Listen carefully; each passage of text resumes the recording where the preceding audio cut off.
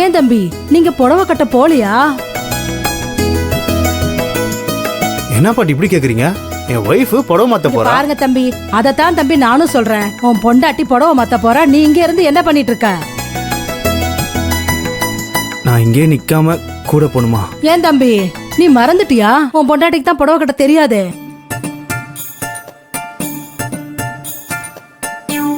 உன் பொண்டாட்டிக்கு நீ தானே புடவை கட்டி விடுவ.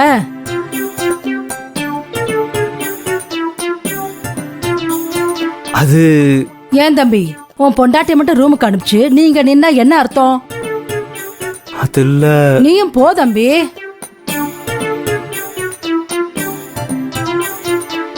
பாட்டி பரவாயில்ல, நானே கட்டிக்கிறேன். அதெப்படி? உனக்கு புடவை கட்ட தெரியாதுல்ல, நீ எப்படி கட்டுவ? உன் புருஷன் உனக்கு எவ்வளவு அழகா புடவை கட்டி விட்டுருக்காரு தெரியுமா? இப்ப இந்த புடவைய அவரே உனக்கு அழகா கட்டி விடட்டும்.